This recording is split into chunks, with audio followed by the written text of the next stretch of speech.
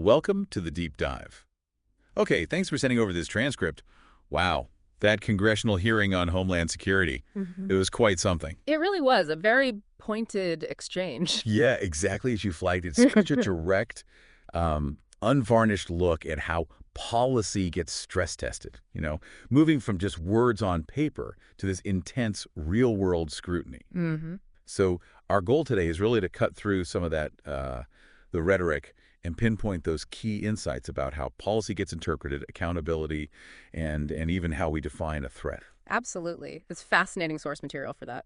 We're focusing today on Homeland Security's policies, specifically around enforcement and deportation, particularly concerning individuals the government calls criminal aliens. Right, which generally means non-citizens convicted of certain crimes that make them deportable under the law. Exactly. And this isn't just about, abstract rules. It's a really candid look at how these policies are interpreted, where accountability comes in, and frankly, how public safety gets defined on the ground. And I think for you, as someone who follows this closely, what's really valuable here is seeing that friction in real time. Between Congress doing its oversight job and the executive branch trying to implement policy. Definitely. A direct transcript like this, it's not just a record. It's like a window into how policy isn't just written, but how it's challenged, how it's defended right there at the highest levels. It really shows the tension points. Oh, they definitely challenged it. We're going to need to unpack the claims and counterclaims because some really specific, sometimes surprising details and pretty direct accusations flew back and forth. They certainly did. I mean, right off the bat, the hearing kicks off with Representative Jason Chaffetz hitting hard with a really startling statistic. The 66,000 number? Yeah, more than 66,000 criminal aliens who were apparently in DHS control and then let go, not deported. Which immediately sets a very high-stakes tone. It does. It forces that question. Yeah. Okay, what are the consequences of that policy decision? And who's bearing the risk if enforcement isn't, absolute? And Chaffetz didn't waste any time. He zeroed right in on Mr. Buren with a very provocative question. Asking about rape and terrorism. Yeah. Do you think that's terrorism if a woman's raped? And Mr. Buren's response there is quite telling, I think. He immediately says no, but it's an egregious, horrible crime. Right, and he adds that personal note, the father of three. Exactly. It highlights that difficulty, that nuance of distinguishing terrorism, which has a specific legal and policy meaning from other incredibly severe, horrific crimes. Within the policy context, right. It matters for how agencies, allocate resources and categorize different kinds of threats, even when the acts themselves are equally reprehensible. But Chaffetz wasn't having that distinction, was he? Yeah. He pushed right back, focusing on the human impact. He did. He said, basically, it is for that woman, it is for that family. And you don't deport them. How do you do that? Yeah. It really reframes it, doesn't it? Yeah. Away from bureaucratic language to just devastating, tangible impact. Puts a face on the policy, so to speak. Which leads us right into the thick of it, how the policy itself is actually interpreted and applied. Buren starts by defending the policy, right? Yeah, he says the policy allows for release if the individuals are not a threat to national security or border security or public safety. That's the key phrase he relies on. But Chaffetz jumps on that, specifically regarding rape. He asks, give me a scenario when a woman gets raped and the person's here illegally, that they're not a threat to public safety. Explain to me that scenario. He's really trying to corner him there. Yeah, suggesting that broad exemption, that interpretation might be dangerous. And this gets to the heart of the matter. How are these priorities being interpreted? Can that subjective threat assessment override the sheer severity of a crime like rape? Chaffetz claims rape is priority number 2 for DHS. Okay, what does it usually mean, priority 2? So typically, DHS ranks priorities. Priority 1 is often national security, terrorism threats. Priority 2 usually covers serious felony convictions. Significant misdemeanors, things like rape, would fall squarely in there. It's meant to guide agents, with limited resources. Got it. But then Chaffetz quotes the memo, saying it reads, unless there are factors indicating the alien is not a threat or should not therefore be an enforcement priority. And that phrase, that's where it gets really complicated. Oh, the wiggle room. Exactly. It introduces this layer of administrative discretion. What are these factors? Who decides? How much leeway does that give officials? That's where written policy and practice can really diverge. The potential loophole Chaffetz is pointing at. Precisely. But Buren pushes back hard on that reading. He says, respectfully, Congressman, I don't think you're reading that policy correctly. Yeah. And he states, Rape is a serious crime that is a removable offense. Removable offense. Yeah. That's specific legal language, isn't it? It is. It means that, under immigration law, a conviction for that crime automatically provides a legal basis for deportation for a non-citizen.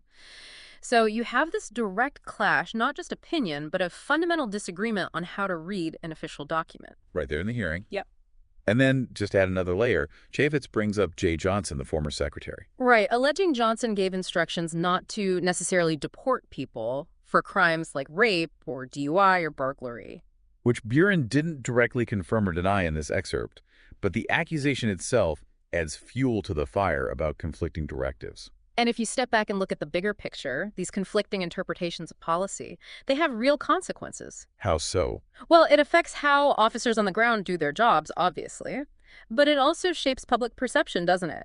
About whether the government is truly committed to safety, to the rule of law. It can create confusion, maybe even distrust. Especially when public safety feels like it's directly on the line.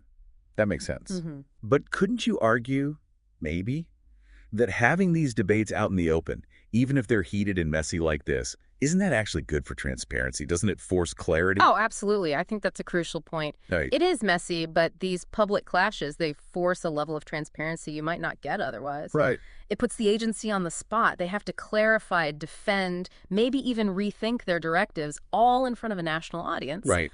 That's Congress doing its oversight job, pressing for answers for the public. Which is vital, even if uncomfortable to watch sometimes. Definitely. And then, as if the policy debate wasn't intense enough, Chaffetz shifts gears. He brings up something else entirely. The visas. Yeah, this really startling accusation.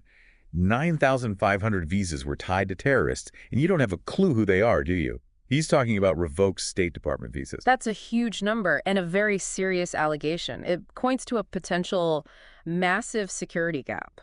Are these people tracked? Does anyone know where they are once their visa's pulled? That's the underlying question. And Buren's response is interesting. He draws a distinction between his role in the Office of Policy and the operational components that would handle that kind of specific real-time intelligence. So basically, that's not my department, but I'll get you the info. Essentially, yes. He promises to provide the information from the operational folks, but says he doesn't have it right then and there. And you can almost feel the frustration coming off the page from Chaffetz. That lack of immediate answers in the hearing itself. Understandably so. It's not just a data request at that point. It's a demand for immediate accountability on a critical national security issue. Yeah. And look, an information gap like that, especially concerning national security, revealed in a public hearing, it's not just a bureaucratic snag. It really touches on fundamental challenges in government transparency and accountability. That disconnect between policymakers and the people with the on-the-ground data. Exactly. And that can impact public trust. It can impact the agency's ability to react quickly. Not having an immediate answer about 9,500 potentially terror-linked individuals. Well, it raises legitimate questions about how well agencies share data and how fast intelligence moves. Okay, so wrapping this up, bringing this deep dive to a close, Yeah. what does all this mean for you listening in, trying to stay informed on these really complex issues? Well, I think what really stands out is that core tension we saw throughout the exchange. Let's just. The challenge of ensuring accountability and making sure policy is applied clearly and consistently, especially in these critical areas like immigration enforcement and public safety. Yeah, that definitely came through. This one exchange, really, it just lays bare how complex it is to define threats, to prioritize who gets deported, and the constant struggle for transparency when policies actually get put into practice. Mm-hmm.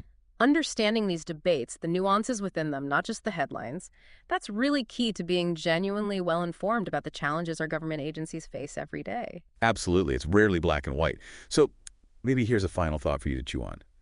When public safety and how we interpret policy collide so directly, so publicly, how do we make sure the rules on the books are understood and applied the same way everywhere? That's the million-dollar question. And what role do hearings like this one, as messy as they can be, actually play in bridging that gap between the policymakers and the reality on the ground? Yeah. And ultimately, in delivering the accountability we all expect. Something to think about.